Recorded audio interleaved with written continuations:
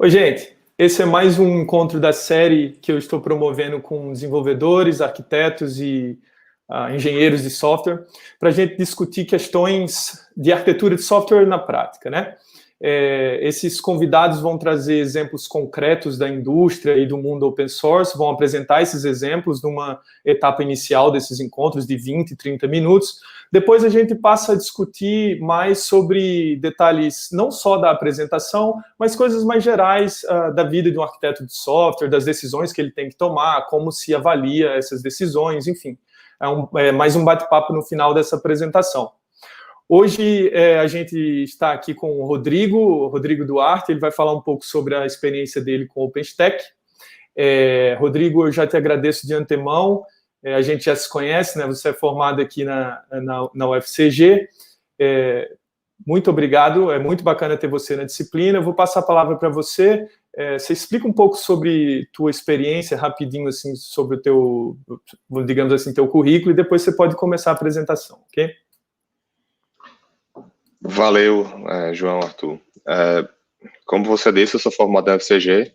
É um prazer estar fazendo isso aqui para poder ajudar um pouco, dar um pouco de volta para os alunos e para a universidade. Eu me formei na UFCG em 2011. Depois eu fiz um mestrado também na UFCG, que eu terminei em 2014. E minha experiência basicamente toda no LSD, enquanto eu estava na UFCG, eu passei 8 anos no LSD. LSD é o Laboratório de Sistemas Distribuídos, né? Isso. Desde 2008 até 2014, eu acho, não, 2015, que eu fiquei no LSD, sendo tanto como estagiário, quanto pesquisa, depois quanto trabalhando full time. E eu sempre mexi com open source, comecei a mexer com OpenStack no LSD também.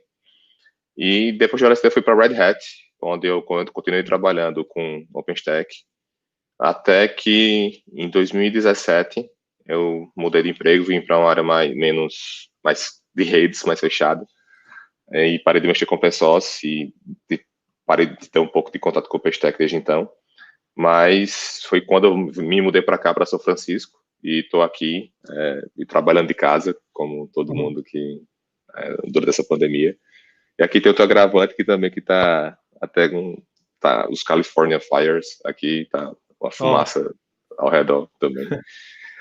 Mas é isso, essa é a aventura que eu passei, e é um prazer novamente estar por aqui.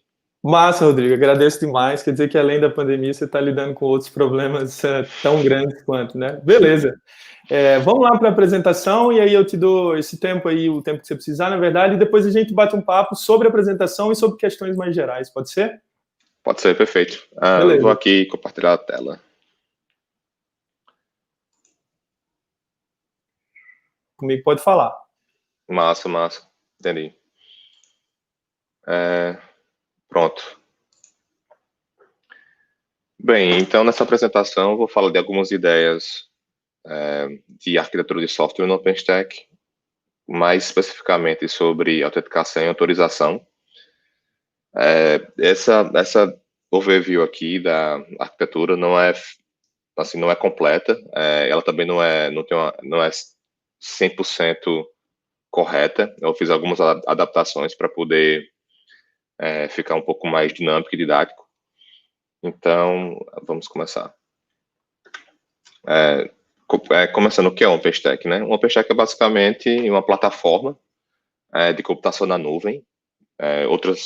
Algumas pessoas chamam de sistema operacional para nuvem de computadores, que basicamente fornece para você a possibilidade de gerenciar recursos e prover esses recursos para usuários, quaisquer que sejam. Um exemplo clássico de nuvem é a AWS ou EC2, onde você tem esse conjunto de recursos que a Amazon fornece de forma por demanda, e todo esse gerenciamento é feito pelo software da Amazon. No caso, a Amazon não usa o OpenStack, mas o OpenStack é uma tentativa bem sucedida, na verdade, de fazer isso no mundo open source. Tem muitos usuários ao redor do mundo.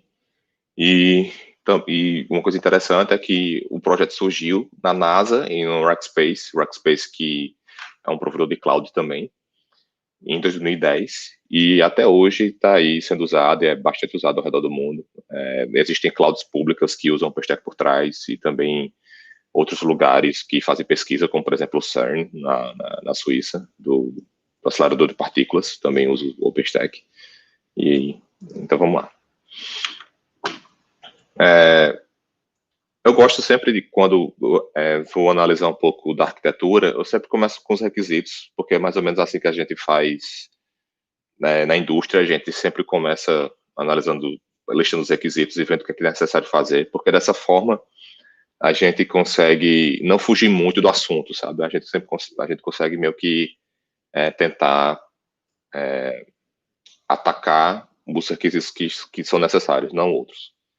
E vamos simplificar aqui e ver que, supor que no OpenStack a gente teria esses 3 requisitos principais. O primeiro é o mais comum, que é basicamente você ter esse conjunto de máquinas para ser onde o OpenStack cria máquinas virtuais e gerencia elas e dá elas para os usuários. Outro caso de uso é que, para gerar essas máquinas virtuais, o OpenStack precisa guardar imagens. E uma terceira coisa é que eu não posso deixar que qualquer pessoa acesse meu sistema, então eu preciso que o acesso seja limitado e autorizado de forma segura. Então,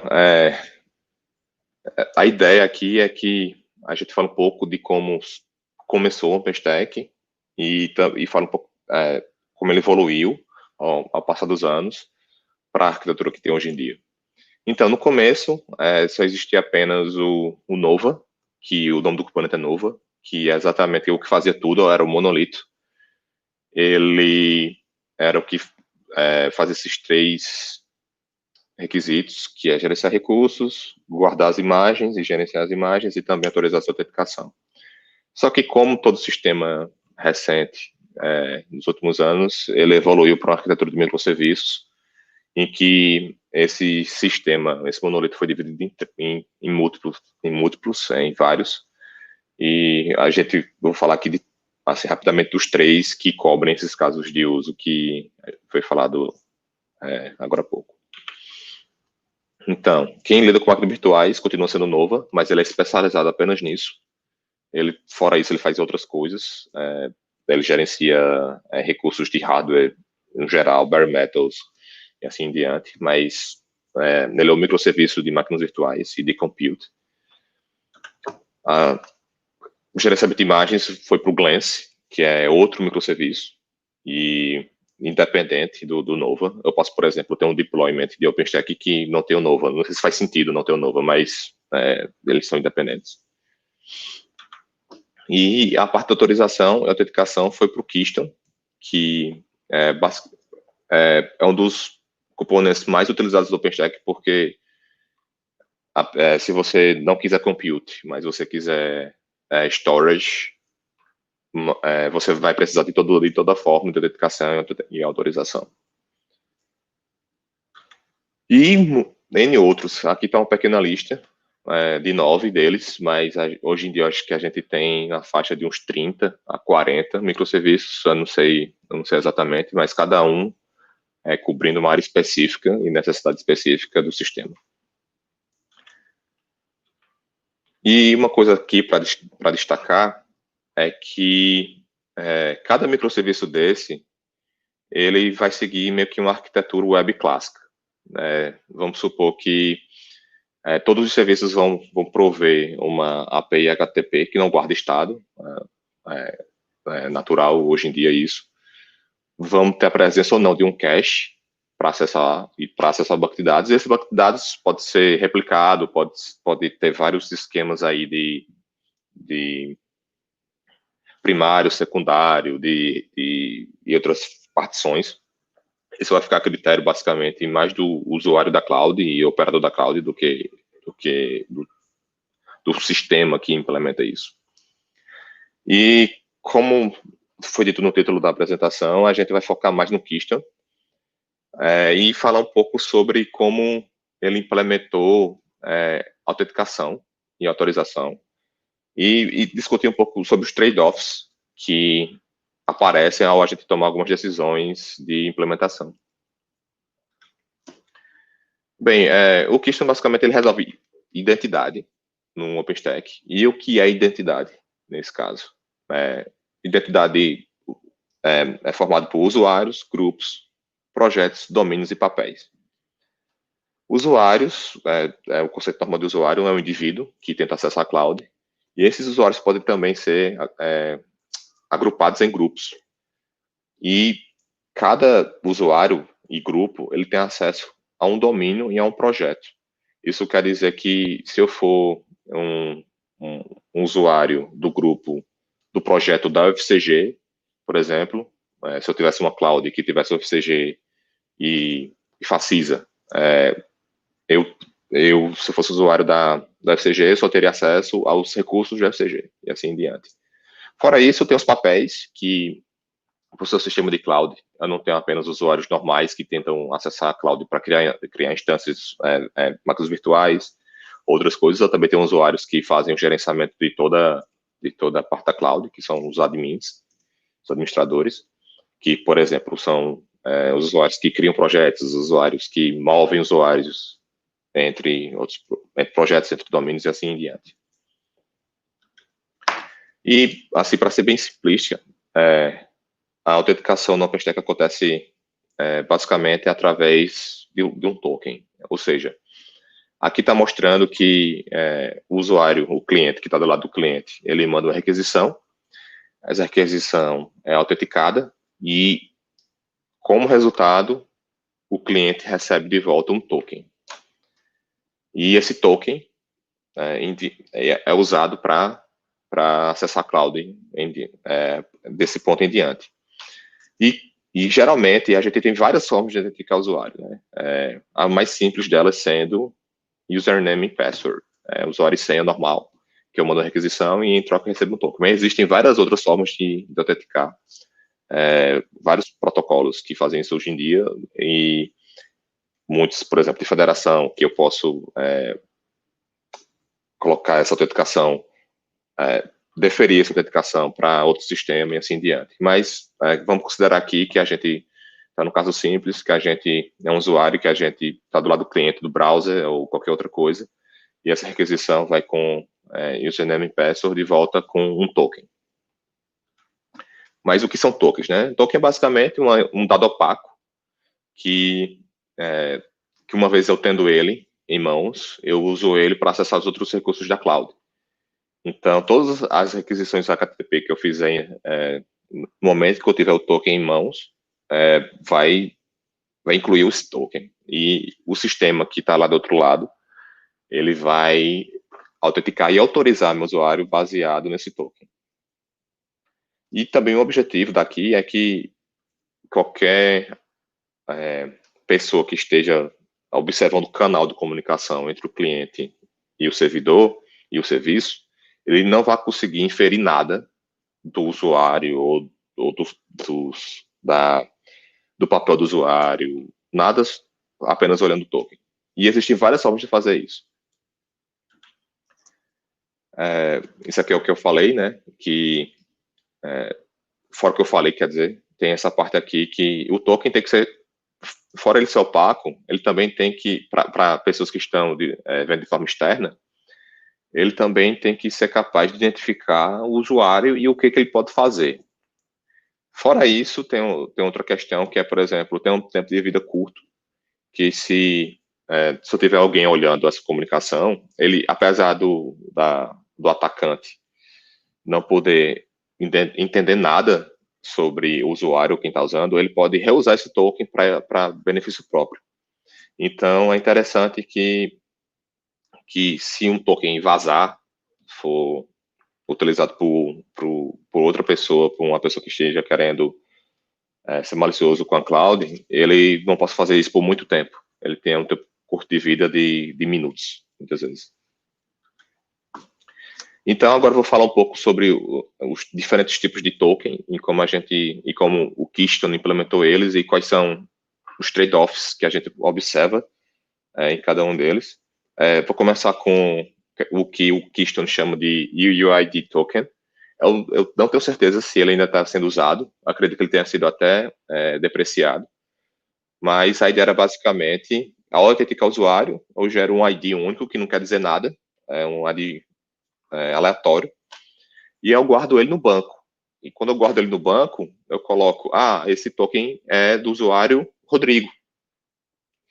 Ou seja, na próxima vez que eu receber esse token para validar, eu vou lá no banco, vejo se o token está válido ainda e pego, através da informação que eu guardei junto ao token, quem é o usuário, o que é que esse usuário pode fazer. Isso facilita muito a parte de validação do token, porque você sabe exatamente se ele já está expirado ou não, e você consegue pegar essa informação completa do usuário que está usando. Só que tem alguns problemas com isso, né? Um dos principais problemas é que toda requisição que eu mando para o OpenStack, ela tem que necessariamente ir pelo Keystone também. Ou seja, digamos que eu queira criar uma VM, uma máquina virtual no Nova. O Nova não sabe se esse usuário pode fazer isso. Então, ele tem que perguntar ao Keystone, esse usuário pode fazer isso? O Keystone valida o token. Esse token está expirado. Aí, o que o Nova faz? Proíbe a chamada. Ou então o Keystone responde, não, esse usuário tem esse nome e esses papéis. Aí, o Nova olha assim e faz, esse usuário com esse nome e esse papel consegue criar máquinas virtuais. Então, deixa com que a chamada prossiga. Fora isso, tem um problema também que se a chamada for no Keystone, necessariamente a chamada tem que ir no banco de dados, porque eu acabei guardando esse token no banco de dados. Mas e se o Keystone, por exemplo, perde acesso ao banco por um determinado tempo? Todas as requisições da cloud vão falhar. Eu vou ter um down geral, um downtime na cloud em geral, porque o Keystone perdeu acesso ao banco de dados. E se, por exemplo, eu tiver algum horário do dia, vamos supor que eu tenho um job automático que cria máquinas virtuais e ele cria várias máquinas virtuais ao mesmo tempo. Isso vai ser um problema, ter esse acesso quase ao mesmo tempo ao banco de dados. O meu banco de dados é replicado para poder, se uma instância do banco tiver tendo problemas, eu conseguir acessar outra. O meu banco de dados, como é que funciona essa replicação, então?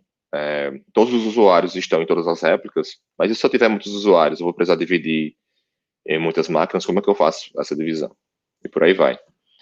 Outra solução aqui seria também eu ter um cache, que o Keystone acessa rapidamente para tokens que são usados com frequência. Isso ajuda muito, mas também cria um problema de invalidação de cache, que é, por exemplo, se eu apago um usuário, o que acontece? Eu apago do banco e depois eu tenho que criar um evento que vai invalidar meu cache, certo? Eu também tenho a opção de fazer com que todas as escritas que passam pelo Keystone vão primeiro pelo cache, ou seja, se eu deleto um usuário, eu deleto primeiro do cache e depois eu vou no banco e assim diante.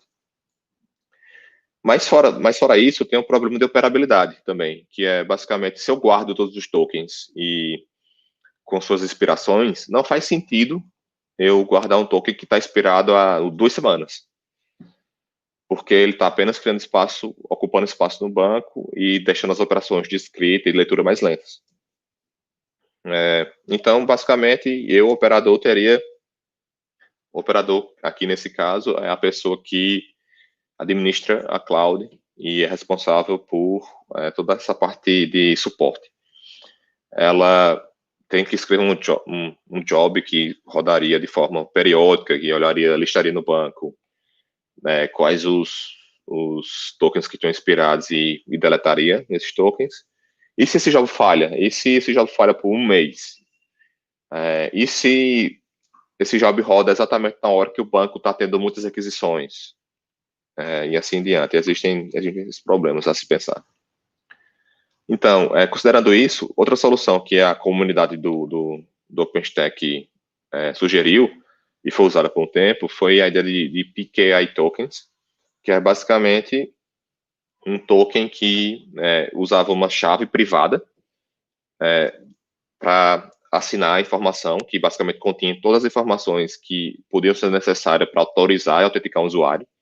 Então, no exemplo da gente, que a gente está considerando agora, o token teria o dono, o usuário, né, o projeto, que é o escopo, e a expiração, fora uma lista de coisas, que são os papéis e outras coisinhas que o Christian precisa guardar dentro do token, e o Christian próprio, o Christian, ele mesmo assinaria esse token, usando uma chave privada, e esse token, então, quando fosse ser usado lá na frente, pelo Nova, por exemplo, ao criar a máquina virtual, ele conseguiria ler esse token usando a chave pública do Christian, o que é bem interessante, já que, nesse caso, ele não precisaria ir no Christian em toda a requisição. Ou seja, não tocaria o Christian em toda a requisição necessária, em toda a requisição que chegasse na cloud. Só que isso também tem outros problemas. Agora, o banco de dados do Christian deixou de ser um gargalo, né? Mas e se esse token ficar tão grande que ele não caiba direito em caches que você tem, geralmente em clientes? No caso, que aconteceu realmente isso, foi que o token era tão grande que o cliente web do OpenStack não conseguiu guardar ele dentro do cookie e as requisições começavam a falhar.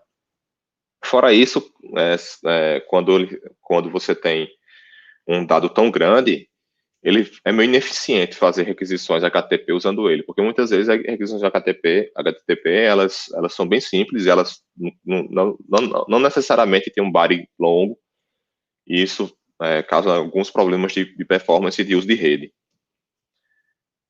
E fora isso, tem outros problemas. E se o caso de eu remover esse usuário? Como é que eu invalido esse token? Já que o token não vai mais para o Keystone para ser validado. Como é que faz? Eu tenho a opção de, por exemplo, criar um mecanismo de comunicação entre os microserviços. Isso é bem comum hoje em dia, né? Eu tenho N frameworks de comunicação entre microserviços por aí. Kafka, RabbitMQ, que é utilizado pelo OpenStack, e assim diante.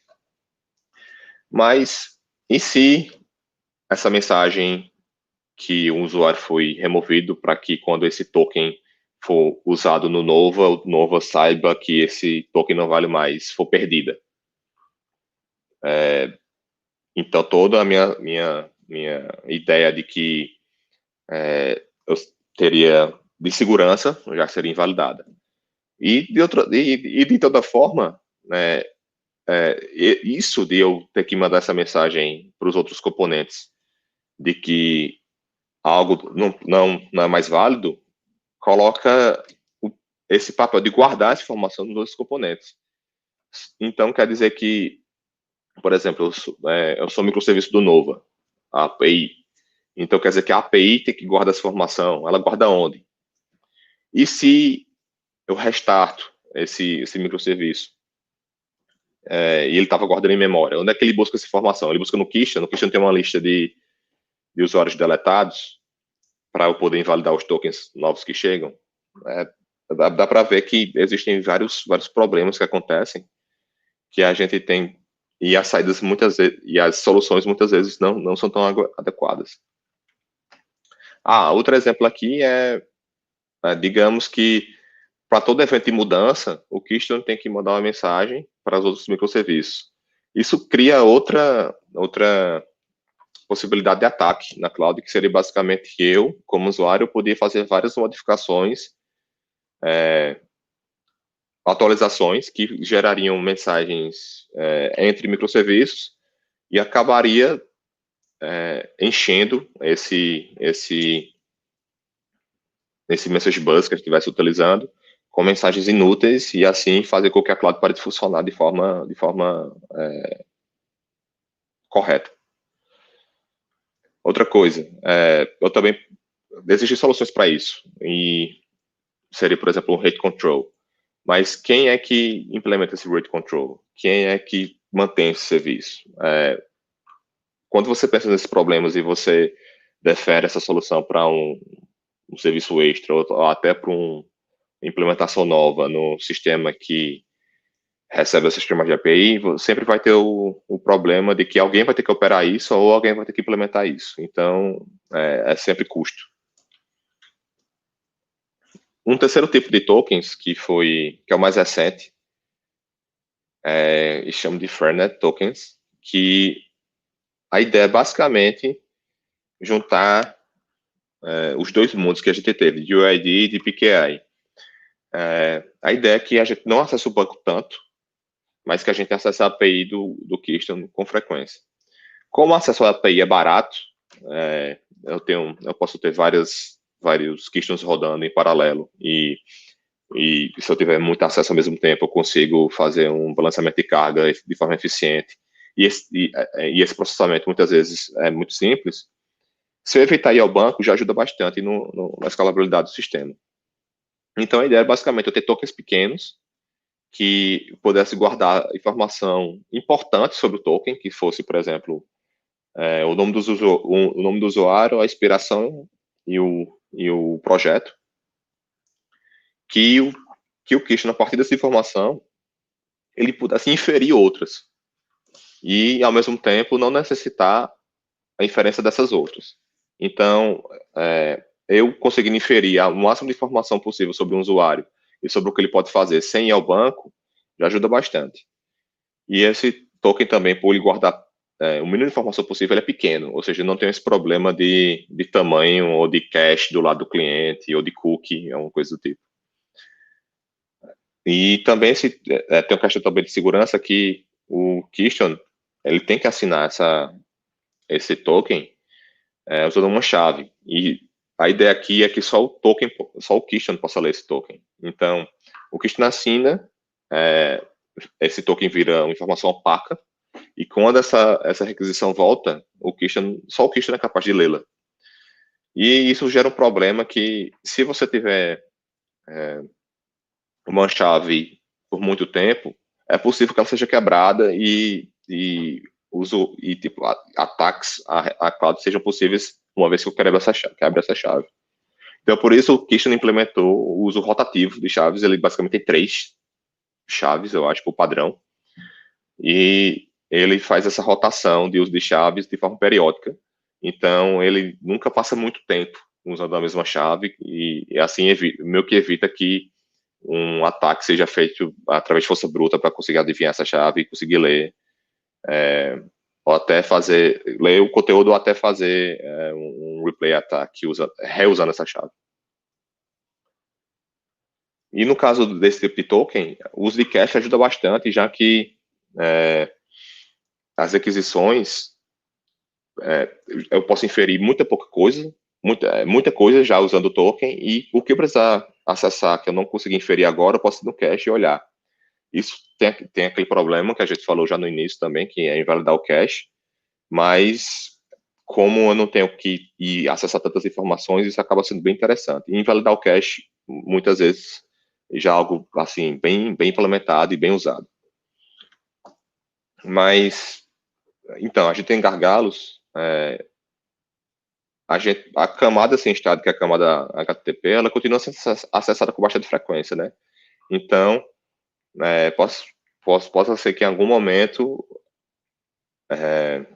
as minhas réplicas da API não consigo dar conta e eu precise levantar outras. Mas isso, hoje em dia, não é um problema tão grande, isso é uma operação comum, mas isso acontece e muitas vezes é um problema para ser gerenciado pela equipe que está rodando a cloud.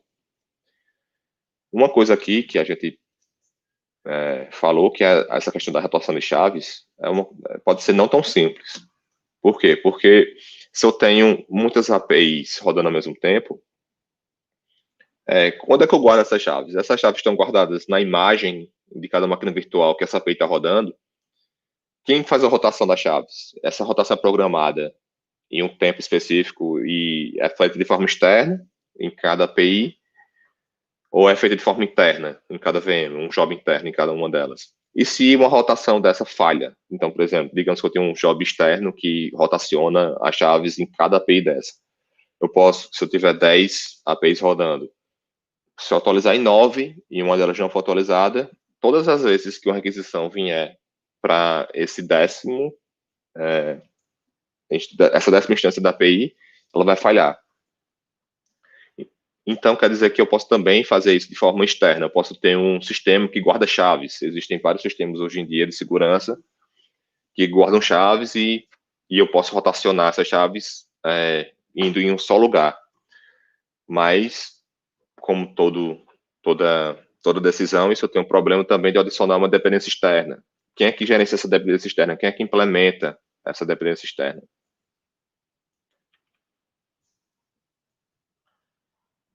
Outra coisa também, e se acontece uma partição de rede e eu não tenho acesso a esse sistema externo que guarda as chaves? Então, existem várias coisas a se considerar, tanto no âmbito de complexidade da solução, como também de complexidade da operabilidade da solução. Bem, eu acho que era isso que eu queria falar um pouco. Eu acho que esses 3 tipos de tokens mostraram que as decisões feitas pela comunidade e pelos engenheiros que trabalhavam no Keystone na época sempre teve as consequências. E a comunidade tentou se adaptar de um jeito ou de outro. Uma coisa que a gente pode observar que é como se fosse um jogo de xadrez, que você move uma peça, quando você move uma peça, você tem inúmeras outras possibilidades que aparecem, e essas possibilidades muitas vezes podem trazer problemas que você tem que resolver ou até estar ciente para que, se eles acontecessem, você tenha como resolver. E uma coisa assim que eu aprendi recentemente é que os requisitos, eles são muito importantes, não só para você achar a solução, para você fazer com que a sua solução funcione, mas também, muitas vezes, eles lhe dão a oportunidade de escapar, assim, do problema. Muitas vezes, você tem um requisito que lhe permite ser um pouco mais lento, tem um requisito que lhe permite, por exemplo, ter uma consistência não tão correta, assim, ter consistência eventual. E existem sistemas que implementam isso, que tem consistência eventual, que tem essas coisas que são muito mais robustos e escaláveis e muito mais fáceis de operar, e acabam sendo uma solução ideal quando o seu requisito permite. E uma coisa que acontece com o Paystack, que requisito não é tão um amigo da gente, é que, por ser um projeto open source e ser utilizado em várias empresas diferentes, essas empresas muitas vezes têm requisitos conflitantes. Então, faz com que as soluções também não sejam tão específicas para os casos de uso. Então, elas são muito abrangentes. Quando as soluções são mais abrangentes, elas tendem a ter mais pontos fracos. Então, isso é uma das lições também que eu aprendi ao mexer com isso. Pronto, eu acho que é isso. Tomara que essa apresentação tenha, assim, despertado algumas ideias ao gerenciar esse tipo de problema e de requisito. Você vê que uma das lições aqui não é nem tanto como resolver esse problema no mundo real, mas como ideias que você tem para resolver um problema, elas podem ter pontos fracos aqui e ali, e que você tem que ir adaptando dependendo do seu caso de uso, do seu requisito. É isso. Valeu. Pô, Rodrigo, muito bacana, cara. A tua apresentação, assim, era... Quando eu comecei com essa ideia de trazer gente da indústria, do mundo open source, para discutir esse tipo de decisão que é muito difícil você ensinar na universidade, porque dentro de uma disciplina, a disciplina tem 4 meses, vamos lá, tem 30 sessões de 2 horas. É difícil você construir algo nesse tempo que requeira decisões arquiteturais complexas e tal. Então, a minha ideia foi, duas, na verdade, incluir os alunos nos projetos open source, porque aí já estão construídos, então eles vão evoluir, então vão lidar com essas questões arquiteturais. E a segunda é trazer esse tipo de relato que, assim, foi fantástico, cara. Primeiro porque é o seguinte, quando a gente trata de definições do que é arquitetura de software, tem muitas definições, então muita gente vai, é um conjunto de componentes e como eles se relacionam para cumprir determinado requisito funcional. Hoje já é consenso de que não existe a arquitetura, né, mas existem visões sobre a arquitetura e tal. E tem uma vertente que foca mais na questão das decisões, né? A arquitetura, no final das contas, é um conjunto de decisões que os desenvolvedores tomam, os arquitetos, engenheiros, enfim, e que essas decisões, obviamente, para cumprir com os requisitos não funcionais, disponibilidade, segurança, autenticação, como você disse. E aí,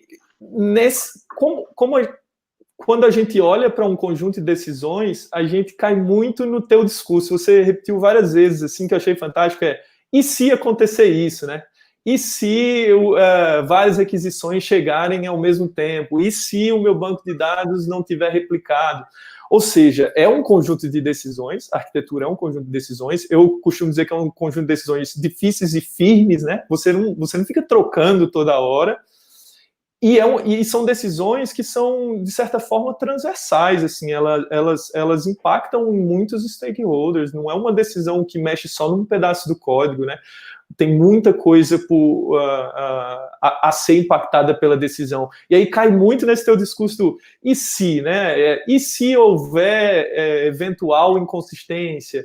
E se houver uma indisponibilidade temporária? Então, no final das contas, eu vou começar a adotar esse discurso, assim, sabe? A função do e se na vida do arquiteto de software, né? E se acontecer isso? Ele tem que estar prevendo problemas que são difíceis de prever, inclusive, né?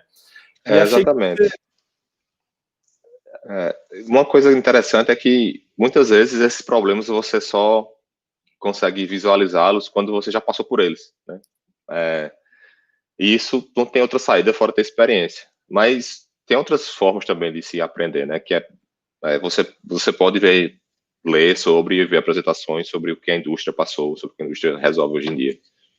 Um exemplo interessante é essa história de um banco de dados replicado. Digamos que eu identifique quando eu estivesse fazendo o design da minha solução, que ele ia muito provavelmente precisar de um banco de dados replicado para atender a demanda que eu tenho. Certo, beleza, ok. Eu sou engenheiro, tomei essa decisão, vou implementar, vou fazer meu sistema acessar esse banco de dados de forma replicada, resolver qualquer problema que tenha. Mas tem outra coisa. E quem é que vai operar esse banco de dados? Vamos supor que eu terceirizo para a cloud. A Amazon vai tomar conta. Beleza, ok. Mas e se eu perco o acesso à Amazon, como é que eu faço? Meu sistema cai? Tem algum fallback que eu possa utilizar para continuar funcionando, minimamente possível? Por exemplo, se eu for acessar aqui o Netflix, aqui em casa, se eu não conseguir acessar o sistema que guarda os avatares dos usuários, ou o Netflix vai parar de funcionar? Não, né? Como é que ele vai fazer isso? Como é que ele resolve esse problema para que o usuário continue a ter uma experiência boa ainda? Assim, se eu for acessar o Netflix e não conseguir ver meu avatar, tô ok, né? Ele mostra qualquer outra coisa lá, eu vou acessar o filme. E assim em diante. Que é muito aquela coisa que você falou, eu até anotei aqui para a gente discutir, que, bom, quando você começa a discutir, o meu sistema precisa de tanto de disponibilidade, aí, às vezes essas perguntas surgem. Por que não o máximo possível? Bom, primeiro porque é caro, né, você cumprir com esses requisitos nesse nível, assim, e segundo porque às vezes nem é preciso, né, eu me lembro de muitos exemplos, por exemplo, assim, a quantidade de likes em um post não é algo que precisa ser, assim, ter uma consistência o tempo todo, pode ser uma consistência eventual, pode estar aparecendo 4.000 likes para mim, 4.200 para você, não vai fazer tanta diferença, então você relaxa um pouco, você pode tomar decisões menos complexas para resolver esse problema. Por outro lado, você pode focar as decisões mais complexas, que envolvem mais questões, envolvem mudar a operação do sistema, inclusive, para coisas que não podem ficar fora do ar, por exemplo. O número de likes, ele pode até ficar fora do ar, que está tudo bem, as pessoas continuam usando o Instagram, mas o upload de foto e sei lá, mostrar os stories não pode ficar fora do ar por muito tempo, né? Muito legal, cara, assim, achei que, voltando um pouco para a tua apresentação, eu achei que você fez um link muito interessante, que é algo que eu preciso, eu venho debatendo com os alunos, na verdade, essa questão evolutiva, né? Porque, assim, dificilmente as soluções são muito simples e concretas e diretas, né? Todo mundo que vem com uma solução simples para um problema complexo, você tem que ver melhor. É claro que eu não estou dizendo que todo mundo tem que complicar tudo e tal, mas as decisões, pelo que você apresentou, elas foram evoluindo, né? Foi adotado um esquema de token aí, e se, não, então vamos tentar fazer assim, e se, vamos tentar fazer assim. Então é uma coisa meio até iterativa e incremental, né? Aí, nesse sentido, eu queria te perguntar, obviamente, se você passou por isso, ou se você sabe falar um pouco sobre isso, que como é que você avalia, né? Como é que eu avalio as decisões arquiteturais que eu tomei? A gente tem métodos, métricas para diferentes decisões, mas, por exemplo, nesse caso dos tokens, né? Como é que vocês avaliavam? Vocês faziam experimentação ou vocês colocavam no ar e ficavam medindo em produção mesmo e vendo os logs, dizendo, realmente aqui está tendo um gargalo, vamos dar uma olhada. Essa parte de avaliação arquitetural, você consegue fazer um panorama? Não precisa ser somente do OpenStack, mas se você tiver experiência nisso, puder falar um pouquinho sobre avaliação arquitetural. Pronto, o que acontece muitas vezes no OpenStack eu não tive tanta experiência com isso, porque o OpenStack, por ser open source e ser um pouco mais lento, esses requisitos sempre vinham da seguinte forma.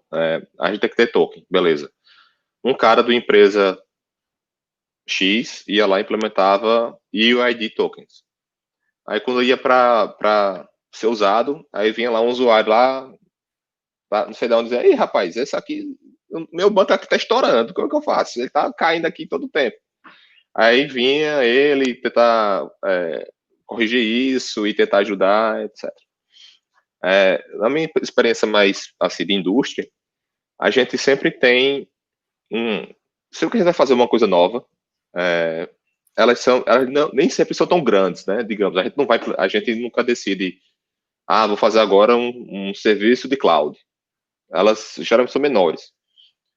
Vou aqui fazer um serviço que me deixe autorizar, autenticar o usuário. Tipo, por exemplo, que vou fazer um serviço aqui que me deixe monitorar melhor meu sistema. O que acontece muitas vezes é que a gente sempre parte dos requisitos e a única forma que a gente tem de avaliar, que eu usei até hoje, foi basicamente duas. Ou a gente bota para várias pessoas que pensam diferente para revisar o design, sabe, e procurar furos. Ou então realmente na prática. Como a gente tive 3 anos agora trabalhando no startup, era basicamente pôr a prova. Então, muita coisa a gente só aprendeu depois que botou para rodar. E viu o padrão de acesso dos usuários e viu as coisas que a gente queria aprender sobre o sistema que a gente não exportava. Viu que a gente, por exemplo, ia precisar fazer upgrade do sistema. E a gente não tinha contato com isso na fase de design. Então, a gente tem que fazer um novo design para upgrade do sistema. Então, acaba que o que você está me dizendo a resposta que é sempre que a gente sempre escuta, né? Depende, né? Às vezes você tem a opção de, coloca em produção e se a gente detectar um gargalo ou uma certa lentidão em algum serviço, a gente tenta entender o que é e tal. E para outros casos, você tem que sentar e fazer o design upfront, né? Assim, você precisa pensar, olha, isso aqui é mais crítico, a gente tem que fazer teste, sei lá, teste AB, ou tem que fazer teste de carga, teste de... Tem que implantar esse troço e tentar ver como é que ele vai se comportar com cargas maiores, né? Quando você tem um tipo de acesso mais previsível, fica fácil de testar. Aí você tem várias fases no ciclo de desenvolvimento que você vai fazendo deploys em diversos ambientes diferentes. Aí você parte do ambiente de teste para o ambiente de staging. Aí no ambiente de staging você coloca uma carga bem parecida com aquela que você espera em produção. Aí você observa e depois coloca em produção. Mas quando você tem um acesso aleatório, vamos assim por dizer, que você não tem como prever o que vai acontecer, é muito assim, eu acho que é muito mais na hora do que reativo do que proativo, assim. E aí, para essa parte anterior que você falou, a gente replica carga de produção e tal. Isso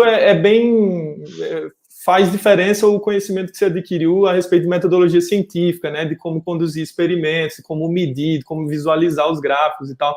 Eu suponho, ou espero, na verdade, que parte da tua formação tenha contribuído bastante para quando você chegou lá no problema, falando, não, aqui a gente vai analisar, vamos plotar, aqui tem uma distribuição e tal. Não, isso é inclusive uma batalha minha, pessoal, que acontece muitas vezes, que a gente faz testes e muitas vezes a análise a análise é bem empírica, sabe? Muito bem.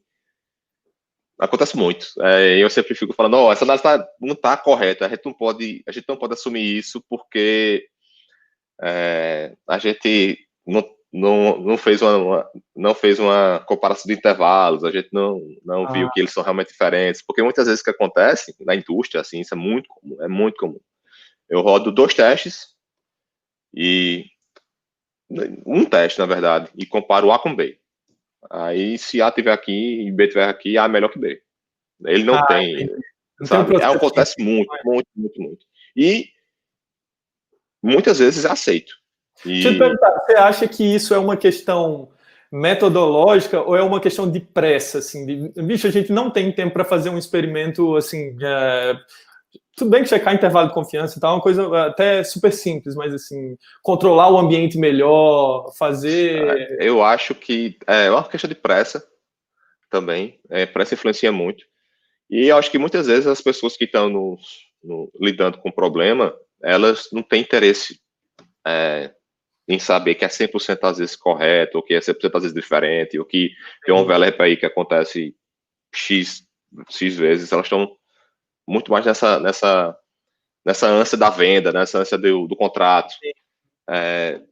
Mas, assim, quando a gente parte para análise interna, que a gente vê assim, eu estou monitorando meu sistema, aí aqui eu tenho uma variação de carga, aqui eu tenho que eu vejo, aí eu acho que é aí que a gente consegue implementar mais essa metodologia científica no negócio.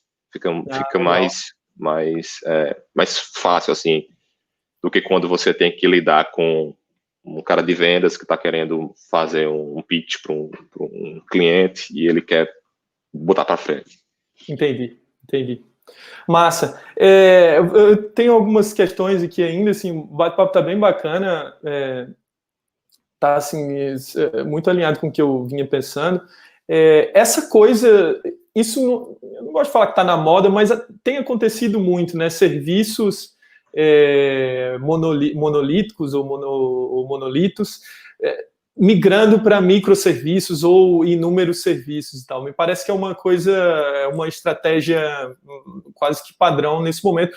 Embora eu tenha visto uma apresentação muito bacana da, acho que Roberta Arcoverde, sobre o Stack Overflow, que até hoje é monolito, e assim, eles são um dos sites mais acessados do mundo e conseguem segurar a bronca dessa maneira. Bom, enfim, aí você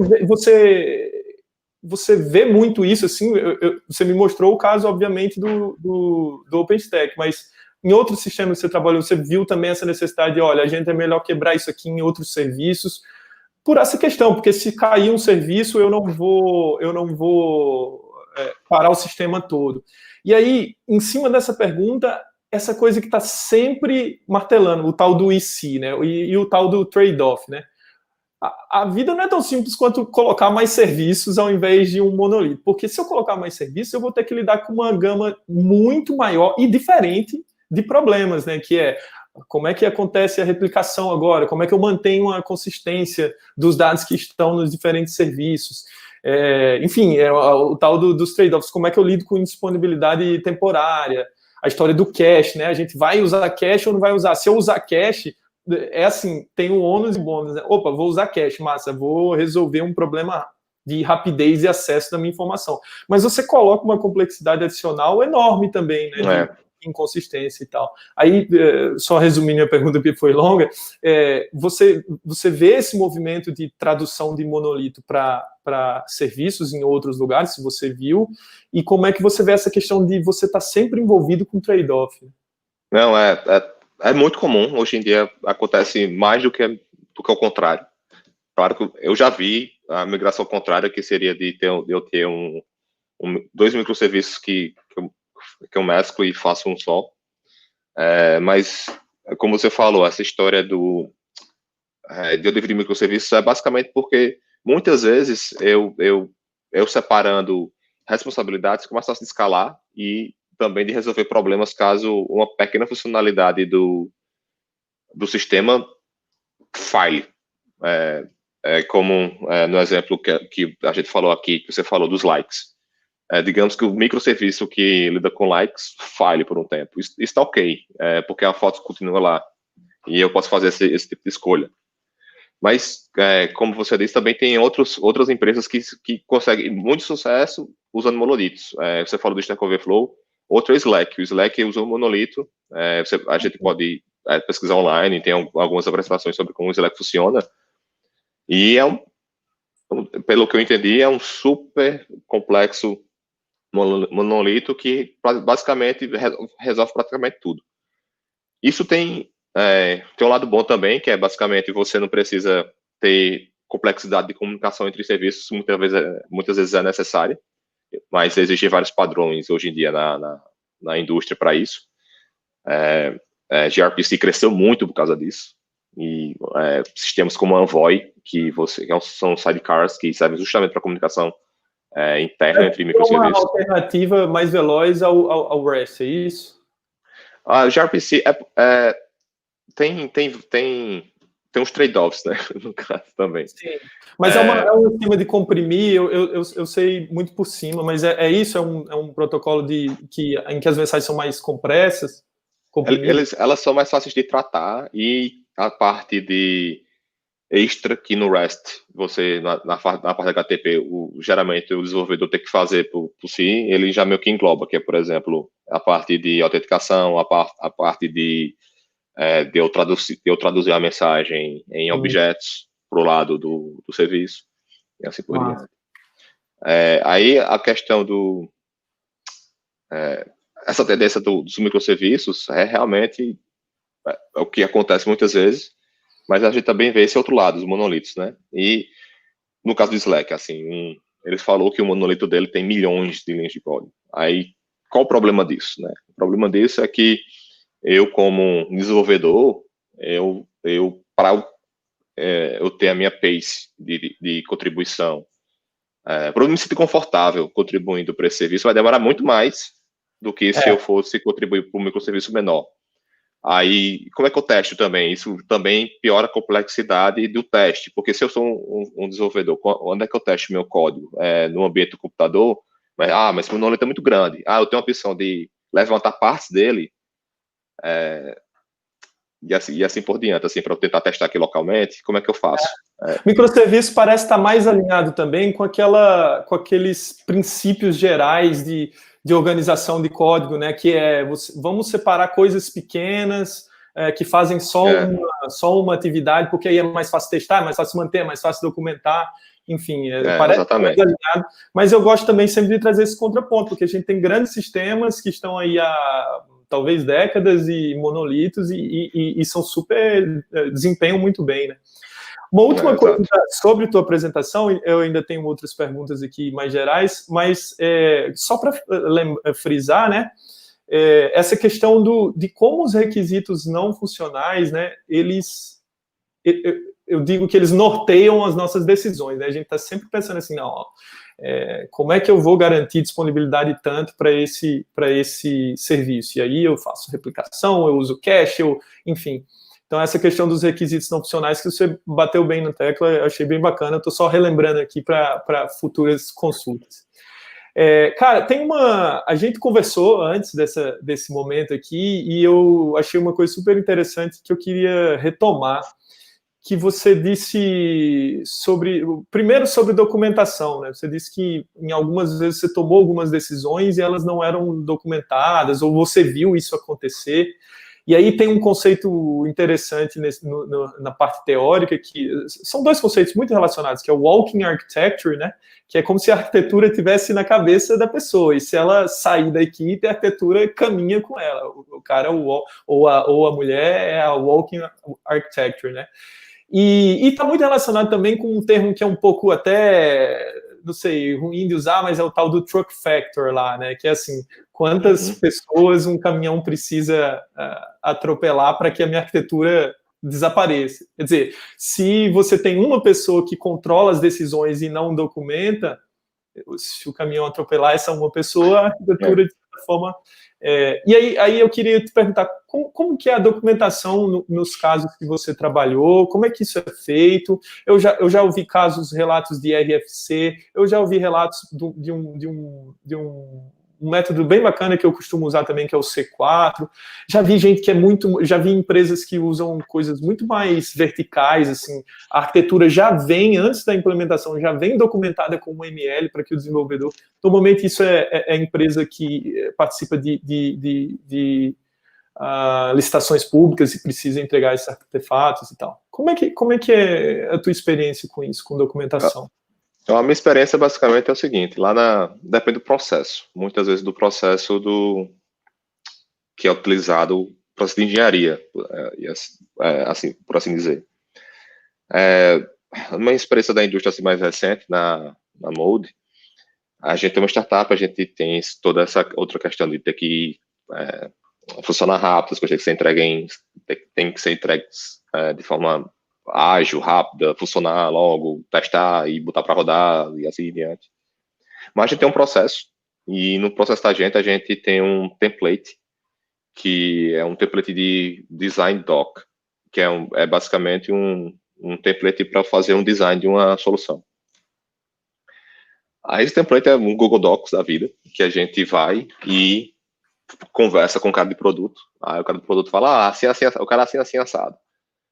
Aí a gente discute com ele, já parte de uma conversa, assim, já meio que trazido para a realidade da implementação em si, que a gente vai tentar entender o que é que o cara do produto quer e tentar, assim, dizer para ele, isso aqui não é tão bacana pro lado da gente, que a gente pode fazer assim, assado.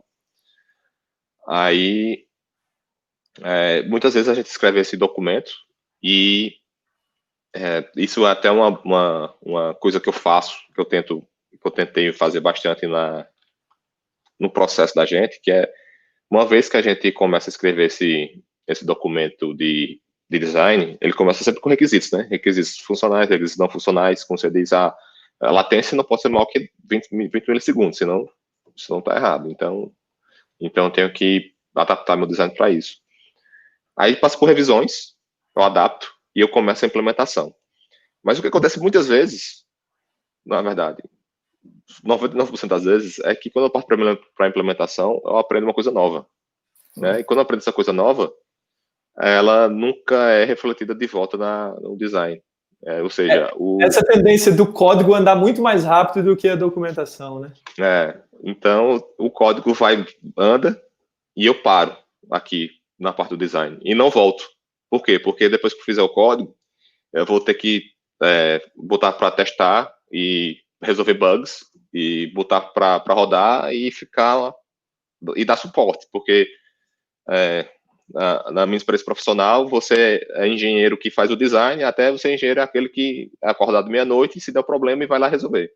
Uhum. Então, acaba você parando, assim, não voltando atrás e escrevendo. O que um processo super interativo, assim, teoricamente um processo ágil, iterativo, resolveria, né? Nesse caso da gente. Que seria basicamente eu sempre estar atento para nessa iteração sempre estar voltando.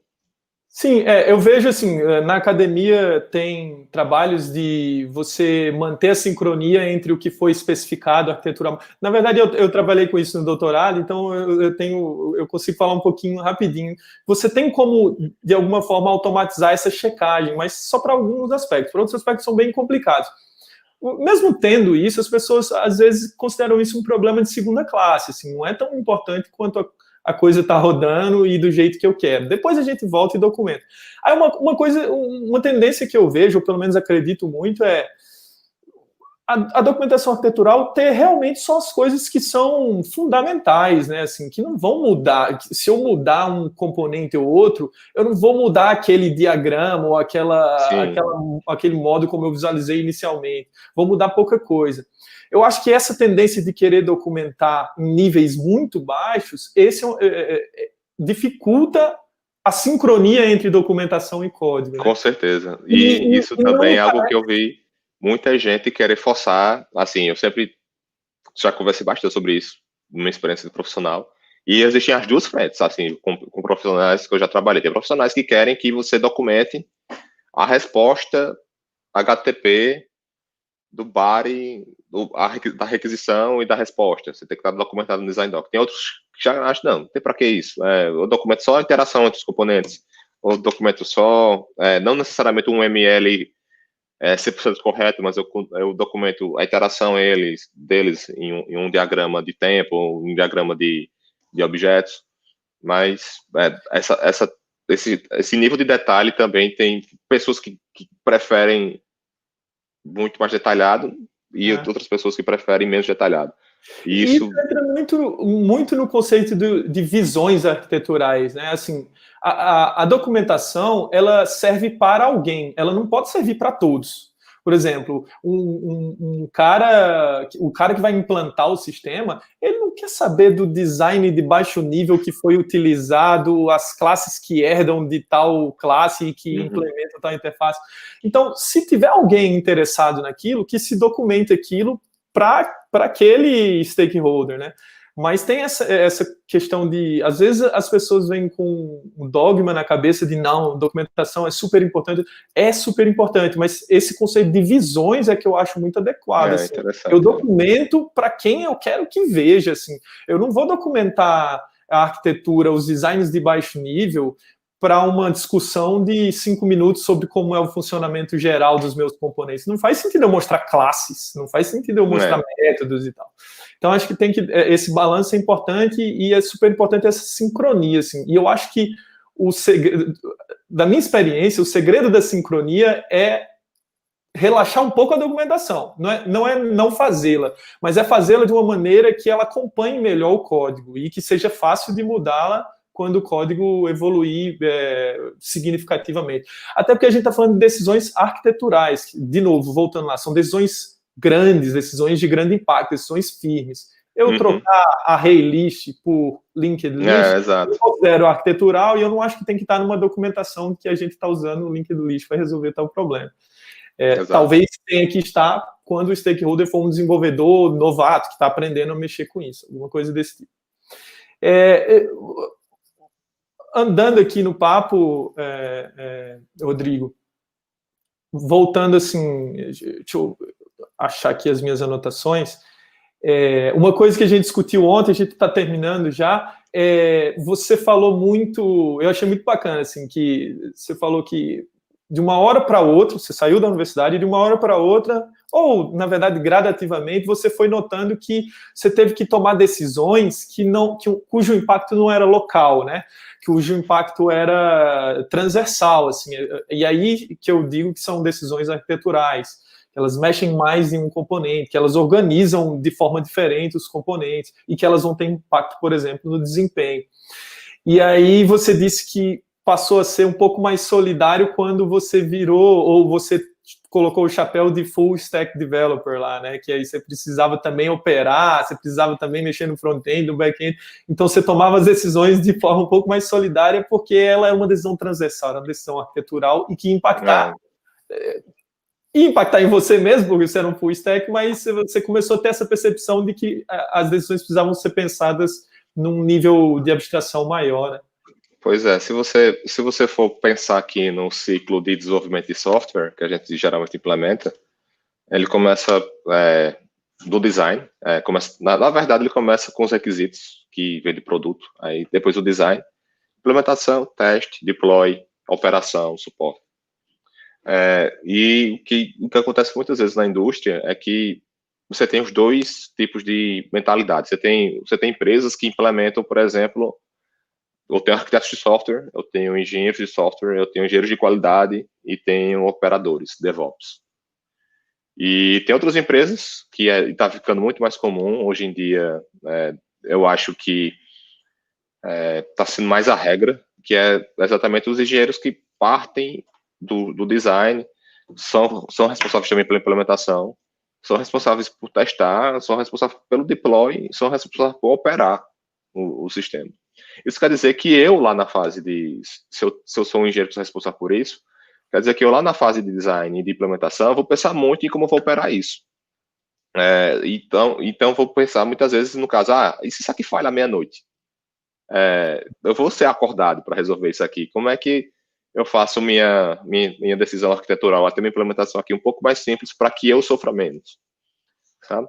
Então, isso acaba sendo muito, assim, é desgastante no sentido de que você acaba nem sempre estando codificando, né, ou fazendo o principal que você mais gosta, mas também é importante porque ele meio que exercita outros músculos, né, da própria engenharia, que é basicamente você pensar, ser mais solidário, como você disse, porque você vai ser solidário com você mesmo, né?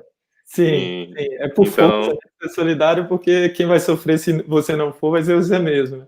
Mas acaba despertando, como você falou, acaba despertando para esse... O papel do arquiteto é muito nesse sentido, né? Assim, ele está sempre pensando, de novo, vou retomar teu jargão lá, porque eu achei bacana, e se, né? Ele está sempre pensando, e se isso acontecer, né? Se isso der errado...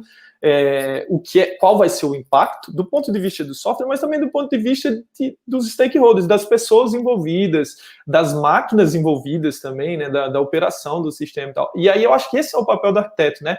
Ele pode pensar, mas assim, não faz muito sentido ele pensar muito localmente, né, nas decisões que ele toma. Ele tem que pensar de certa forma sistêmica, né? Assim, o que é que significa eu trocar o meu esquema de autenticação para esse outro esquema? Não é uma decisão simples, pode até ser simples implementar. Pode até ser simples, porque já vem de prateleira, eu posso usar agora essa biblioteca, mas isso tem uns impactos, talvez, os ICs têm uns impactos maiores que a gente tem que pensar. E eu acho que há sempre muita discussão sobre o que é arquitetura, o que é design e o que é código. E eu acho que sempre quando a gente pensa nessa coisa transversal ou sempre relacionada a requisitos não funcionais, mas que são decisões firmes, tão firmes que devem ser tomadas de maneira firme, assim, eu vou tomar essa decisão e ela não é uma coisa que vai se mexer fácil, não, assim. Eu posso querer mudar no futuro, mas eu não vou mudar amanhã, porque é algo que foi bem pensado, então é uma decisão estratégica, grande, e firme nesse sentido de que a arquitetura deve evoluir, deve. Na verdade, esse é o outro aprendizado que a gente vê. Se você tomar uma decisão e achar que ela vai perdurar para sempre e vai tratar aquilo como um dogma, pode ser um problema. Né? Às vezes a arquitetura tem que ser adequada para tratar de outros problemas, como foi a do OpenStack, como você mostrou para a gente. E aí eu acho que o papel do arquiteto é esse, assim, meio que resumindo esse papo, o papel do arquiteto é tomar decisões grandes, estratégicas, difíceis, e que essas decisões, de certa forma, são firmes, e que são decisões que atravessam mais de uma dimensão. Não, impactam de forma transversal na empresa, e departamentos da empresa impactam como um engenheiro que está on call, como ele vai resolver o problema, também como impacta com um cara que vai fazer o deploy na cloud, vai gerenciar as coisas também. Pois é. Tem muita... E impacta também como um engenheiro, na hora de implementar, ele vai pensar nos problemas que podem acontecer para que a experiência do usuário seja boa. Tem todo tipo de diferentes aspectos que a gente pode focar e pensar. Aquela questão de diferentes visões sobre a mesma coisa, né? Assim, eu vou resolver aqui, certo? Mas tem gente que está interessada em outro aspecto que vai ser impactado pelo que você está fazendo. Tem o desenvolvedor que vai ter que testar de uma maneira diferente. Tem o cara que vai implantar que agora não é mais monolito, então tem que aprender a implantar esse troço em diferentes serviços. Mas o serviço não vai rodar na nossa infra, vai rodar na Amazon, então eu vou ter que aprender a fazer... Ou seja, uma decisão que você tomou de migrar de monolito para microserviço impactou a vida de muita gente. E aí há um certo trabalho também de gerenciar essas pessoas, né? De gerenciar diferenciar, assim, porque tem um cara puxando para um lado, outro para o outro, e as pessoas têm diferentes expectativas sobre a mesma coisa. Cara, a gente está encerrando o papo, eu vou te perguntar só mais uma coisa, que esse conjunto, essa série de encontros aqui é para a disciplina de arquitetura de software lá do curso de Ciência da Computação da UFCG, né? E aí eu queria, assim, primeira coisa, eu não sei se você fez esse curso. A arquitetura de software era uma disciplina optativa que eu não me lembro se era ofertada. Não fiz não. Eu acho que é a primeira vez que ela é ofertada para o curso novo, que a gente mudou de PPC, e mesmo quando fui aluno, não me lembro de ter feito arquitetura de software, embora alguns temas da disciplina eram distribuídos em outras disciplinas. Eu me lembro de sistema de informação 1 tinha um pouco de padrões arquiteturais e tal, mas uma disciplina de arquitetura de software eu acho que você acabou não tendo. E aí, primeiro você tentar falar um pouco sobre quão importante você acha que é. É óbvio que você não vai falar que não é importante, porque eu estou aqui na sua frente, mas assim, e se você tem alguma sugestão para a disciplina, sabe? Algo que você falou, pô, se eu tivesse visto isso antes, assim, eu estaria melhor preparado e tal. No tempo que eu fiz o curso, eu acho que a disciplina que mais você exercitava isso era engenharia de software, porque você tem que fazer um projeto e documentar e seguir o processo e dividir as tarefas. Rapaz, eu acho que uma das coisas que eu mais senti quando eu fui trabalhar na indústria, que eu meio que não tinha, foi essa noção do IC, que eu só comecei a ter depois que eu fui apanhando, assim, vendo na realidade. Eu acho que já começou a despertar esse tipo de atenção para os engenheiros que vão se formar no FCG, que vão fazer o curso, já vai trazer muitos benefícios para frente, porque querendo ou não, você só começa a exercitar essa parte dos problemas que você começa a considerar, mas e se isso acontecer? Quando você vê e quando você tem experiência, e isso demora tempo, isso faz parte da carreira de engenharia de software. Você começa lá atrás, se focando em problemas menores, e com o tempo que você vai aprendendo, você vai sendo exposto a novos problemas e considerando novos approaches, novas soluções, e ao mesmo tempo considerando novas ferramentas e pensando também em problemas que você não pensava antes. Sim. Mas essa questão de entender realmente como a indústria implementa isso e quais são diferentes padrões que você vê na indústria, assim, para escala, para etc., acho que é muito importante. Eu me graduei sem saber. E hoje você trabalha, assim, muito com isso, né? Porque, pelo seu relato, você trabalha muito com essas questões de desempenho, né? De ter que diminuir latência, diminuir desempenho. Pois é. Escala hoje em dia, no mundo web, é regra. Escala é o que é cobrado em entrevista de engenheiro de software. Escala se você for para qualquer conferência aqui, você vai assistir uma talk do Netflix ou uma talk do Slack, ele vai falar de escala, e vai falar como que eles resolveram escala. Então, são coisas assim, que hoje em dia são meio que padrões na indústria, e que eu meio que não tive muito contato quando estava no curso. Mas também tem outro lado, né, que não necessariamente o sistema web, né? Então, sim, você tem outros tipos de arquitetura e outros tipos de sistema que eu, particularmente, não tenho muito convívio e nem muita expertise, mas que também são importantes e que, novamente, computação não é só web, né? Então...